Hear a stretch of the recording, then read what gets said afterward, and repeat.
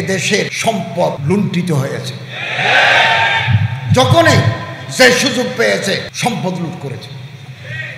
যারা এদেশের সম্পদ নিয়ে বিদেশে যারা বাড়ি বানায় তারা কোনোদিন দেশপ্রেমিক নয়। এটা আমার দেশ, আমার মাতৃভূমি, এখানে আমার মৃত্যু, এখানে আমার জন্ম, এখানে আমার শেষ। যারা এই দেশে সম্পদ কুড়িয়ে আগারটাও খায় তলাটাও কুড়ায় বিদেশে যারা বাড়ি বানায় এরা কোনোদিন দেশপ্রেমিক মানুষ হতে পারে না। আমরা যখন দায়িত্ব নিই, গত বছর 8ই আগস্ট রিজার্ভ ছিল $20 বিলিয়ন। এক বছরের ব্যবধানে এখন $32 বিলিয়ন আমাদের রিজার্ভ। আমরা যত বৈদেশিক দেনা মার্কেট থেকে আমরা পরিশোধ করেছি, রিজার্ভে হাত দিই নাই। গত বছর যখন আমি হজে পাঠাই, প্রতিদিন সৌদি আরবকে আমাদেরকে কোটি কোটি টাকা দিতে হয়েছে। আমি ধর্ম উপদেষ্টা হিসেবে, ধর্ম মন্ত্রণালয়ের দায়িত্বের হিসেবে আমি দেওবন্দি, বেরলভি, বাইতুল শরফ, সরসিনা, আহলে হাদিস সব জায়গায় যাচ্ছি। শুধু তাই নয়, আমার মন্ত্রণালয়ের অধীনে হিন্দু, বৌদ্ধ, খ্রিস্টান ট্রাস্ট আছে, ওখানেও যাই। হিন্দু বৌদ্ধ কল্যাণ ট্রাস্ট আছে, আমি চেয়ারম্যান, পদাধিকার বলে ওখানেও আমরা কাজ করি। এই দেশ সাম্প্রদায়িক সম্প্রীতির দেশ। বাইরে নানা মিথ্যা প্রপাগান্ডা চালাচ্ছে, এখানে অন্যান্য ধর্মের লোকেরা ধর্মকর্ম পালন করতে পারে না, এ জাতীয় কথা বিভিন্ন পত্র পত্রিকায়, আন্তর্জাতিক মিডিয়ায় প্রচার হচ্ছে। এটা অসত্য তথ্য। জাতিসংঘ থেকে প্রতিনিধি দল আসলেন, আমি ক্যাটেগরিক্যালি তাদেরকে বলেছি যে আপনি যান, please go to the churches, to the mandaps. আপনি এখনই যান, প্রতিটি মণ্ডপ, মন্দির, প্যাগোডা, চার্চেস, মসজিদে যার যার ধর্ম সেটা পালন করছে, কোনো বাধা নাই। এখানে আগে থেকে একটা টলারেন্স, মিউচুয়াল আন্ডারস্ট্যান্ডিং, পারস্পরিক মহাব্বত, পারস্পরিক ভালোবাসার একটা পরিবেশ তৈরি করছে। কিছু দুর্বৃত্ত আমাদের এই সম্পর্ককে বিনষ্ট করে ঘোলা পানিতে মাছ শিকার করতে চায়। আমাদেরকে সচেতন থাকতে হবে। ঐক্যবদ্ধ শক্তি, ঐক্যই শক্তি, শক্তিই শান্তি।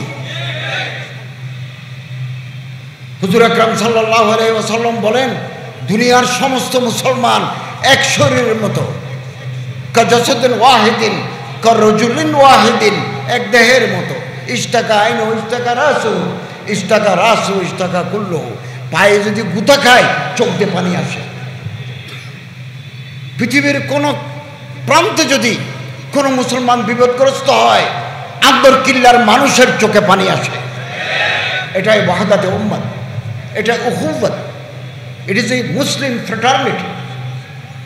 এটা আমাদের বহাল রাখতে হবে। আমি বারবার বলি, সারা জীবন বলেছি, আপনি এক মাদ্রাসার ফাজেল, আমি আরেক মাদ্রাসা। আপনি এক পীর সাহেবের মুরিদ, আমি আরেক পীর সাহেবের মুরিদ। আপনি জিকির বড় করে করেন, আমি জিকির ছোট করে করি। আমার টুপি এরকম, আপনার টুপি আরেক রকম। থাক না এই সামান্য টুকটাক, এগুলো থাক না। বৃহত্তর পরিসরে আমরা এক এবং অভিন্ন। বৃহত্তর স্বার্থে, কওম, মিল্লাত, জাতির স্বার্থে আমাদের কোনো ভেদাভেদ নেই। আসুন আমরা অন্তরকে বড় করি। আমাদের অন্তর ছোট। জহিরুদ্দিন মোহাম্মদ বাবর, মুঘল সম্রাট, তার একটা বই আছে বাবুর নামা, দি অটোগ্রাফি অফ বাবর। ওখানে তিনি লিখেছেন, ভারতের জনগণ, আমরাও এক সময় বৃহত্তর ভারতের অংশ। ভারতের জনগণের অন্তর ছোট। There is no room in their heart to accommodate others. বুকের ভিতরে নিজের দলের লোক ছাড়া অন্য দলের লোকদেরকে জায়গা দেওয়ার মতো স্পেস তাদের হৃদয়ে নাই। We are chicken hearted, মুরগির বাচ্চার মতো প্রাণ। ছোট লোক দিয়ে বড় কাজ হয় না, বড় মনের লোক দ্বারাই বড় কাজ হয়। এবং ফুলের প্রতি ভারতের জনগণের মহাব্বত নাই, তাদের ঘরের দুয়ারে, তাদের বাড়ির আঙ্গিনায় ফুলের গাছ নাই, আবিষ্কারের নেশা নাই। কি রবদরা কথা! ভাই বেরাদর, চাচা জ্যাঠা, ভাইজি ভাইফুত নিয়ে এক পাতিলে রান্না করে খেলে কি অনাবিল আনন্দ পাওয়া যায়, ভারতের জনগণ তা জানে না। আমরা আলাদা হোক না, আলাদা থাকলেও ইত্তেফাক মাল ইখতিলাফ, ইখতিলাফ থাকবে, তারপর আমরা এক এবং অভিন্ন। এই গত কয়েকদিন আগে আমার সচিবালয়ের দফতরে বাংলাদেশের বরেণ্য ওয়াইস স্কলার, তাত্ত্বিক আমার ভাই ডক্টর মিজানুর রহমান আজহারি সাহেব আসছিলেন। আমারে ফোন করেছেন এবং বলছেন যে আপনার সাথে আমার একটু কথা আছে। আমি মোস্ট ওয়েলকাম, আসছেন তিনি। আমরা কিছু আলোচনা করলাম, সিরতের কিছু কাজ বাংলাদেশে আমরা কিভাবে করতে পারি। তিনি একটা সিরাত অলিম্পিয়াড করবেন, আমার দাওয়াত দিয়েছেন, আমি কবুল করেছি। আরও কিছু জরুরি কথা বলেছেন।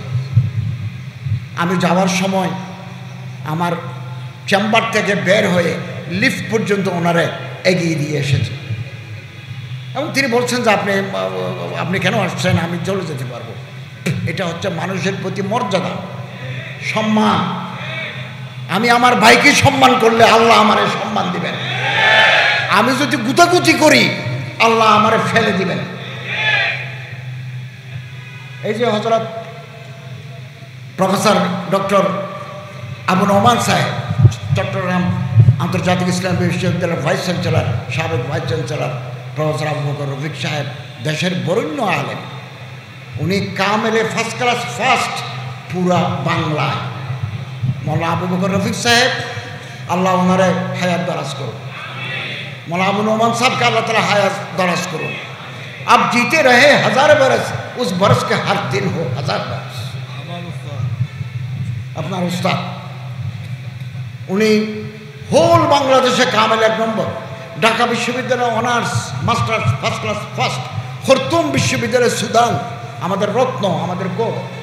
আমরা মানুষকে সম্মান দিলে আল্লাহ আমাদেরকে সম্মান দেবে। আর আমি যদি ফেসবুকে গুতাগুতি করি, এই ছোট কাজগুলো করে ছোট লোকেরা, এগুলোর পিছনে তাকাবার সময় আমাদের নাই। আলোচনা থাকলেই সমালোচনা থাকবে। মুজাহিদ যখন ময়দানে যায় অস্ত্র সজ্জিত হয়ে, ঘোড়ার পিঠে সওয়ার হয়ে 1000 ঘোড়া রাস্তা দিয়ে যখন মঞ্জিলে যায়, তার লক্ষ্য হচ্ছে ওই মঞ্জিল। তখন কিছু নেড়ি কুত্তা, যার ক্যাশ নাই, ওই গলির বুকে আসি গেও গেও গেও বলে, তোর গেও গেও শোনার জন্য আমরা বসে থাকি না। डॉग बार्क्स कराबान गोस,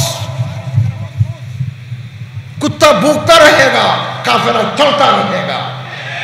পিছনে তাকাবার সময় নাই। মনে করেন কেউ শয়তানি করে, এটা ডিম ছুরি দিল এখানে স্টেজে, তো ডিম ছুড়লে কি এই যে আন্দোলন, আহলে সুন্নাত ওয়াল জামাতের এই আন্দোলন 1 সেকেন্ডের জন্য বন্ধ হবে না। বাধা আসবে, বিপত্তি আসবে, হামলা হবে, প্রস্তুত থাকতে হবে। ये बाद मुखालिफ से न घबरा आयो काप, ये तो चलती है तुझे ऊंचा उड़ाने के लिए। আমি মনে করেন 2টা অনুষ্ঠান করে এখানে এসেছি, একটু পরে আমি চলে যাব ঢাকা। এবারেই প্রথম আমি আলহামদুলিল্লাহ বাংলাদেশ সরকারের পক্ষ থেকে ইসলামাবাদে ইন্টারন্যাশনাল সিরাত কনফারেন্সে বক্তব্য রাখব। এটা শেষ করে আমি তেহরান যাব, আরেকটা ইন্টারন্যাশনাল কনফারেন্সে তেহরানে, ইরানের রাজধানী তেহরানে বক্তব্য রাখবো on behalf of Bangladesh government and the people. এবং বাংলাদেশের মুসলমানরা, জনগণ ইসলামের জন্য খেদমত করছেন, ওইটা আমি সেমিনার ওখানে তুলে ধরবো ইনশাআল্লাহ। তো মানুষ কেন একজনের বিরুদ্ধে আরেকজনের আগে, এর একটা মনোবৈজ্ঞানিক কারণ আছে। প্রফেসর আবু বকর রফিক সাহেব, প্রফেসর মৌলানা আল্লামা আবু নোমান সাহেব মতো তো আমি হতে পারি নাই, আপনি হতে পারেন নাই। এই মর্যাদায় পৌঁছতে পারেন নাই, এই একাডেমিক এক্সেলেন্স আপনার নাই, আমার নাই, তখন আমার কলিজার ভিতরে আগুন জ্বলে। আমি গ্লানিতে ভুগি, এটা মনোবৈজ্ঞানিক কারণ। তখন করি কি, ওই যে পকেটের ভিতরে মোবাইল একটা আছে, ওখানে যাই গুতা দিই।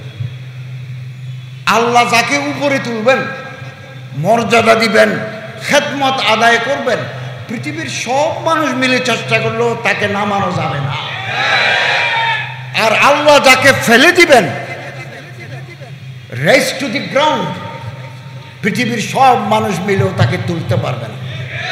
ইবনে মাজাহ, লা ইয়ানফাউ ওয়ালা ইয়াদুর, হাদিস। অতএব আল্লাহর কাছে দোয়া করে, আল্লাহ তুমি আমাকেও মর্যাদাবান বানাও, আমার দ্বারাও খেদমত নাও। হিংসা করলে আমাল নষ্ট হয়ে যাবে। পিছনে তাকাবার সময় আমাদের নাই। উপরে যারা উঠে তারা নিজের নিঃশ্বাসের আওয়াজ নিজে শুনে না, পিছনে যারা আছে তারা শুনে। আমাদের অন্তর বড় করি, দৃষ্টিভঙ্গি প্রসারিত করি।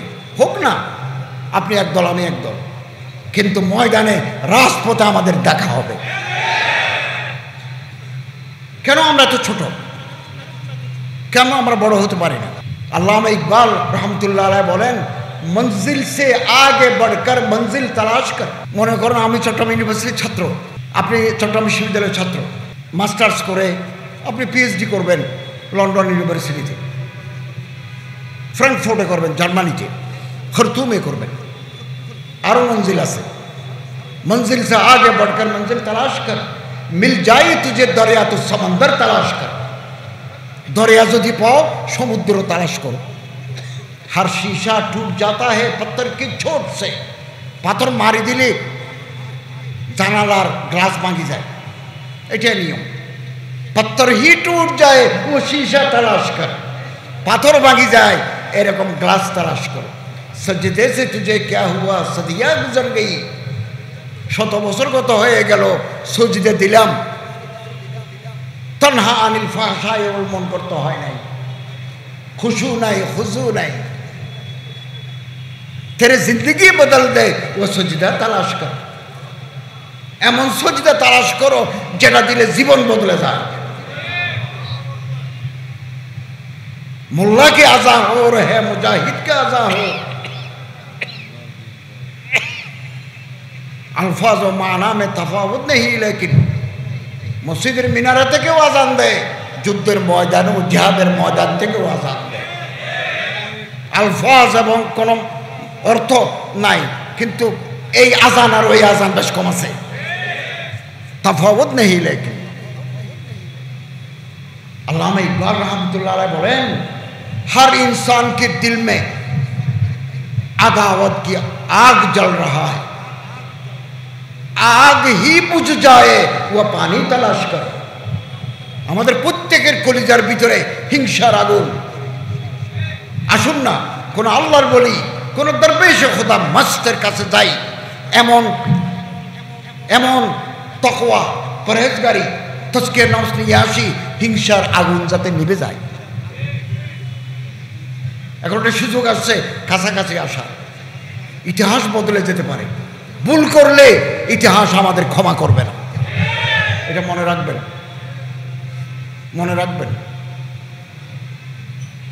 সম্মানিত হাজরিন, আল্লাহ আমাদেরকে তৌফিক দান করুন, আমিন।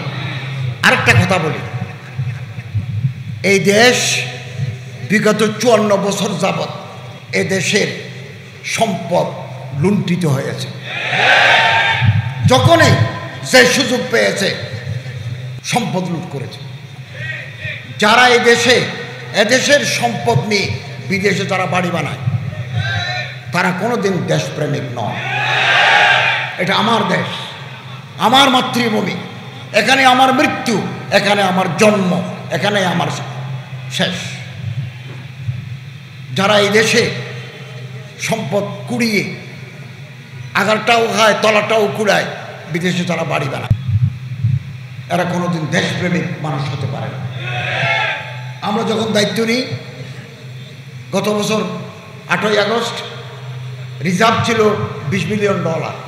1 বছরের ব্যবধানে এখন $32 বিলিয়ন আমাদের রিজার্ভ। আমরা যত বৈদেশিক দেনা মার্কেট থেকে আমরা পরিশোধ করেছি, রিজার্ভে হাত দিই নাই। গত বছর যখন আমি হজে পাঠাই, প্রতিদিন সৌদি আরবকে আমাদেরকে কোটি কোটি টাকা দিতে হয়েছে, 1 লক্ষ হাজি। আমি বাংলাদেশ ব্যাংকের গভর্নরকে প্রতিদিন টেলিফোন করতাম, আপনি আজকে এত কোটি টাকা সন্ধ্যার আগে দেন। তিনি বলেন ঠিক আছে, মার্কেট থেকে দিচ্ছি, রিজার্ভে হাত দেয় নাই। আমরা রিজার্ভ রেখে যাচ্ছি। আগামী দিনে যারা আসবেন তারা রাষ্ট্র পরিচালনার জন্য রিজার্ভের টাকা পাবেন। ব্যাংক খালি করে দিয়েছে, ব্যাংক খালি করে দিয়েছে। এরকম ঘটনার ঘটনা। এদেশ আমার, এদেশ আপনার।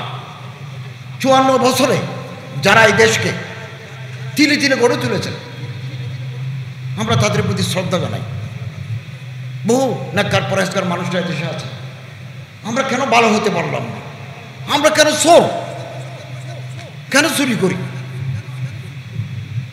সব জায়গায় চুরি করা একটা, টাকা মেরে দেওয়া একটা রেওয়াজ চালু হয়েছে।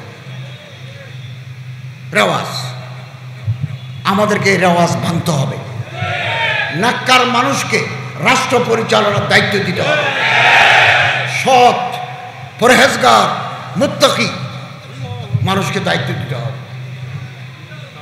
যারা কোটি কোটি টাকা দেখলেও পিছনে ফিরে তাকায় না, সুন্দরী মেয়ে দেখলে পিছনে পিছনে দৌড়ে না, এরকম পরহেজগার মানুষকে রাষ্ট্র পরিচালনা করতে হবে। খ গেল খ আসলো, খ গেল গ আসলো, গ গেল গ আসলো। চিন্তা ভাবনা করে দেখুন, চিন্তা ভাবনা করে দেখুন। রিজিকের মালিক আল্লাহ। আমি ইন্টারন্যাশনাল ইসলামিক ইউনিভার্সিটিতে অ্যাডজাংক্ট ফ্যাকাল্টি, অতিথি শিক্ষক হিসাবে শিক্ষকতা করতাম। ওখান থেকে আমি উপদেষ্টা হয়েছি। এরপর আমি 26 বছর অমরগনি কলেজে করেছি, শিক্ষকতা করেছি। হালিশহর একটা মসজিদে জুম্মা পড়েতাম, ওয়াজ করতাম। এখন ডিসেম্বরে ফেব্রুয়ারিতে যদি নির্বাচন হয়, আমি সবগুলো শেষ করে আমি চট্টগ্রাম পুরোনো ঠিকানায় চলে আসবো। আমার ইমামতিও নাই, মাস্টারিও নাই, আমার আয়ের কোনো পথ নাই, আমার থাকার নিজস্ব কোনো জায়গাও নাই, বিল্ডিংও নাই। কিন্তু আমার রাজ্জাক আছেন। ও রাজ্জাক ও যুল কুওয়াতিল মতিন। আমি আল্লাহর কুদরত দেখব, কুদরত দেখার অপেক্ষায় আছে। ওমা মিন দাব্বাতিন ফিল আরদি ইল্লা আলাল্লাহি রিজকুহা। পৃথিবীর সমস্ত প্রাণীকে আল্লাহ রিজিক দেন, আমাকেও দেন, আপনাকেও দেন। আমি বারে বারে আল্লাহর রহমত দেখে অবাক হচ্ছি, অবাক অবাক হচ্ছি। এই যে সমুদ্র, মহাসমুদ্র, মাছ আছে, এই মাছের তো ব্যাংক ব্যালেন্স নাই, মাছের তো জমিন নাই, মাছের তো ডিপিএস নাই। আকাশে কোটি কোটি পাখি সকালবেলা বের হয়, পেট ভরে ঢুকে, তার তো কোনো জমিন নাই, তারে আল্লাহ রিজিক দেন। আর রিজকু মাকসুম, রিজকুকুম ফিস সামা। রিজিক আসমানে, জমিনে তালাশ করতে হয়।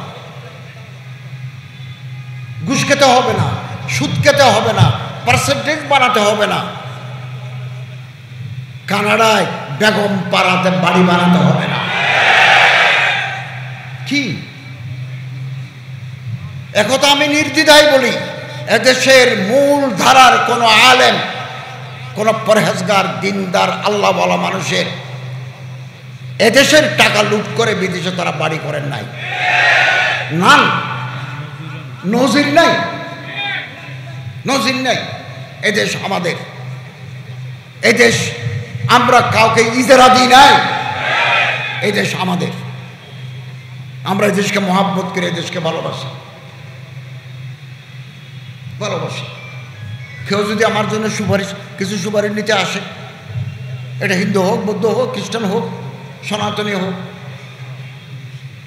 আমি তাদের কাজ করার চেষ্টা করেছি আমার রেঞ্জের ভিতরে, আমার এখতিয়ারের ভিতরে। ভিন্ন ধর্মের হোক, সেটা আমার দেশের নাগরিক, আমি করেছি তাদের জন্য। আমাদের করতে হবে। এবং এই সাগরে একটা মাছ আছে, তিমি মাছ, তিমির ভিতরে নীল তিমি আছে, ব্লু হোয়েল। ওজন কত? 2 লক্ষ কেজি। একটা মাছের ওজন 2 লক্ষ কেজি। 30টা হাতে যদি জবাই করে ফেলে রাখেন, যে ওজন, একটা বড় সাইজের তিমি ওজন তার চাইতে বেশি। পেট কত বড়! একদিনে খাবার খায় 3600 কেজি। তিমি মাছের পেট ভরার জন্য 3600 কেজি খায়। এই খাবার সরবরাহ করেন মালিক। অতএব ঘুষ খেয়ে, সুদ খেয়ে, পার্সেন্টেজ মেনে বিল্ডিংয়ের ভিতরে রডের বদলে বাঁশ দিয়ে ঘর তৈরি করে এই টাকা করা হারাম। আমরা আল্লাহ তাআলার রিজিকের দিকে চাই। আমার চাইতে, আপনার চাইতে আপনার ছেলেদের কপাল আরো উন্নত, আরো উন্নত হতো। আমি নিজের চোখে দেখেছি, বাবা 2 বেলা ভাত খেতে কষ্ট পেয়েছেন। 2 বেলা ভাতের জন্য ওনার কষ্ট চোখে দেখেছি। ওনার ছেলের জমানায় দেখি 5 তলা বিল্ডিং। বাংলাদেশের একজন নাম করা লোক, আপনারা নাম বললে চিনবেন।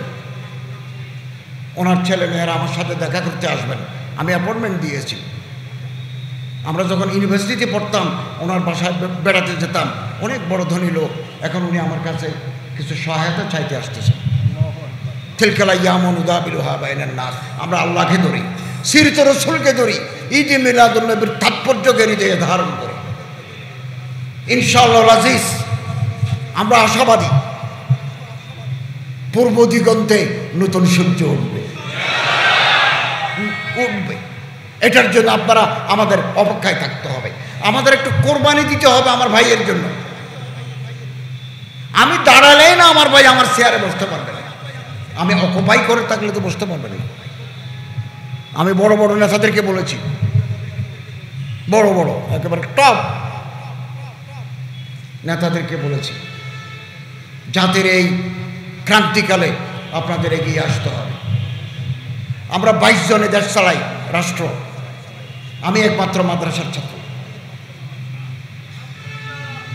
আগামী দিনে দিন যে আরো আছে, আগামী দিনে কেবল 5 বছর চোখে দেখি কেন, আরো 50 বছর চোখে দেখবো না? Long term target. এই লং টার্ম টার্গেটে আপনারা আলেম, দিনদার, পরহেজগার মানুষকে দিয়ে রাষ্ট্র পরিচালনার জন্য তৈরি হন। আপনারা ইতিমধ্যে জেনেছেন,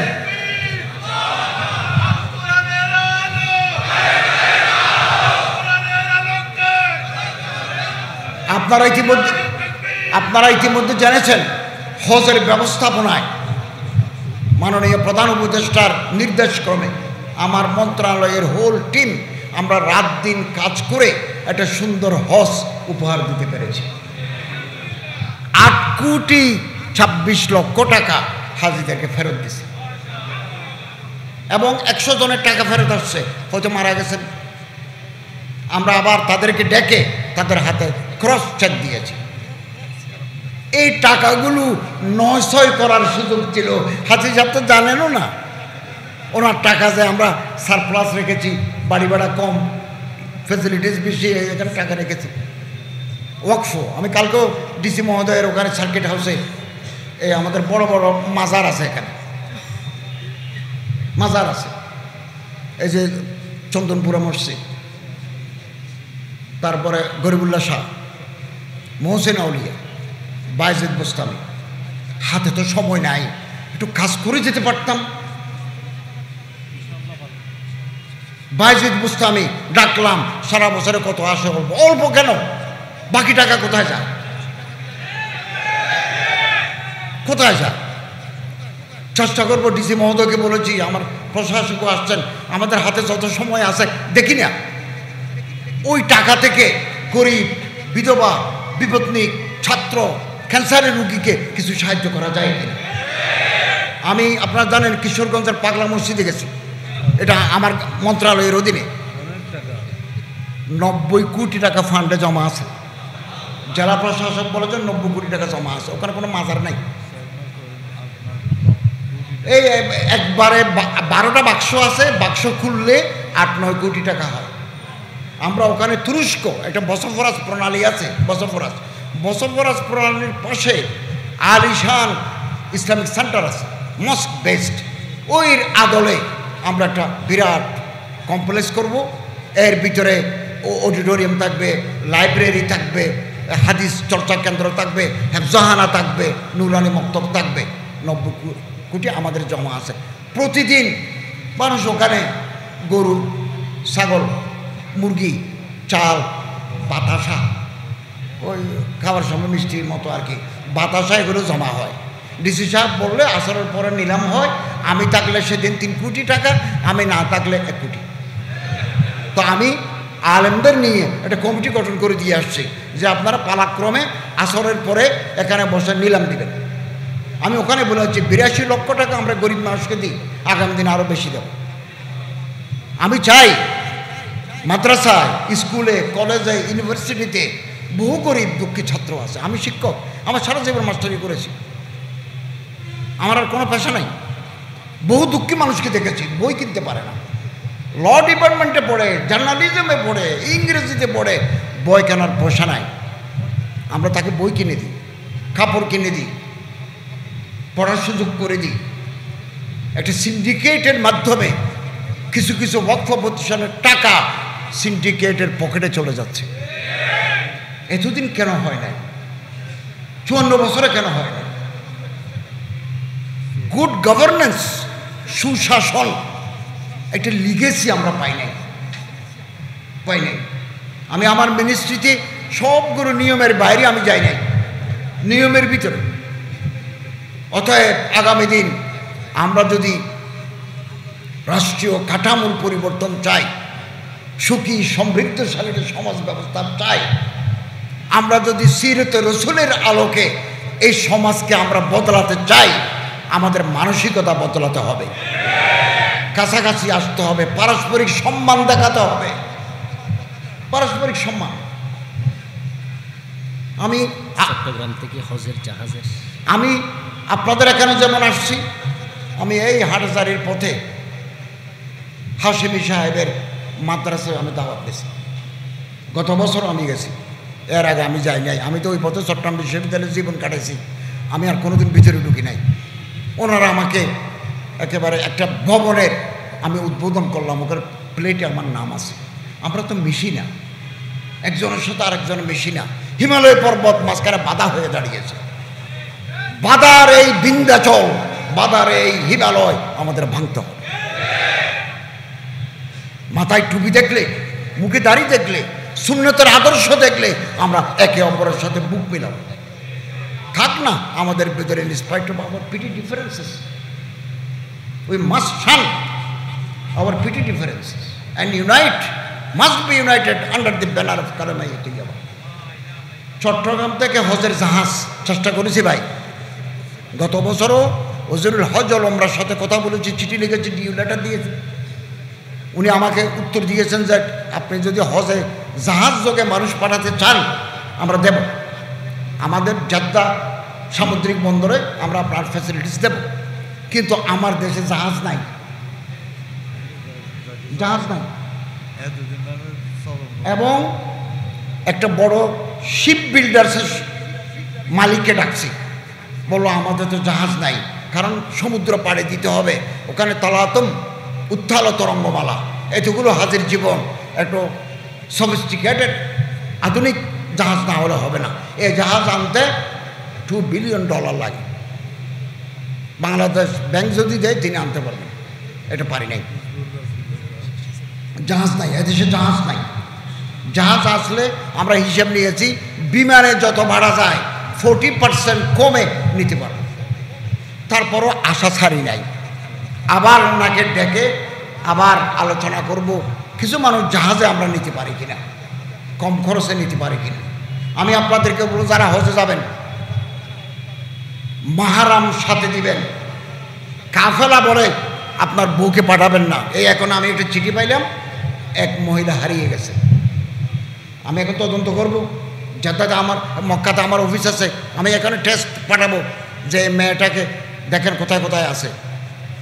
এবছর 24-25 সালে একটা মানুষ হারিয়ে গেছে, আমরা তাকে খুঁজে পাইনি। কেন পাই নাই? দলিলে লেখা আছে মানসিক ভারসাম্যহীন। তো মানসিক ভারসাম্যহীনকে আপনি হজে পাঠালেন কেন? একে তো আমরা খুঁজে পাই নাই, কবরস্থানেও নাই, হসপিটালেও নাই। আরাফাতের মাঠে ডেলিভারি হয়, কেন আপনি তাকে হজে নিলেন? অ্যাডভান্স স্টেজ এজেন্সি জানে না পেটের ভিতরে বাচ্চা কয় মাস, কিন্তু জামাই তো জানে তার বাচ্চা কয় মাস। আরাফাতের মাঠে বাচ্চা হয়, আপনি কি ওকুফে আরাফা করবেন না? মেয়েটাকে হসপিটালে নিয়ে যাবেন। 15 জনকে আমরা 90% ব্লক, উনি হজে গেছেন। উনি জানেন না ওনার হার্টে করোনারি আর্টারিতে ব্লক আছে। ওনার মদিনা শরীফ আমরা বাইপাস করাইছি, আবার অ্যাম্বুলেন্স এনে অক্সিজেন লাগাই দিই ওকুফে আরাফা করাইছে 15 জনকে। তারপরে কিছু মানুষ অসুস্থ, দেশে চলে আসবে, এজেন্সির মালিকরা চলে আসছেন, আমরা সবাই চলে আসছি। এখন তাদেরকে দেশে পাঠাতে হবে, মেডিকেল বেড দরকার, তারা চেয়ারে বসতে পারবেন না। একটা মেডিকেল বেডের অনেক দাম, এগুলো গভর্নমেন্ট টাকা দিয়ে আমরা মেডিকেলের ব্যবস্থা, বেডের ব্যবস্থা করে তাদেরকে এনেছি। 1 কোটি টাকার ওষুধ দিয়েছে হাজিদেরকে, 10 কোটি টাকার ইনজেকশন দিয়েছি, meningitis, influenza, free of cost from the government of Bangladesh. আমরা আগামী দিনে চেষ্টা করব, আপনাদের সহযোগিতা চাই। যাদের ক্যান্সার আছে, যাদের অ্যাডভান্স স্টেজ, যাদের করোনার আর্টারিতে ব্লক আছে, যারা মারাত্মক রোগ আছে, সিভিল সার্জনের সার্টিফিকেট ছাড়া আমরা তাদেরকে হজে নেব না। বদলা হজ করাতে পারি। এই যে একটা মেয়ে হারিয়ে গেল, কত দুর্ভাগ্য, দুর্ভাগ্য। এই মেয়েটা কোথায় গেল? গত 2 বছর আগে পাহাড়ের উপরে লাশ পাওয়া গেল।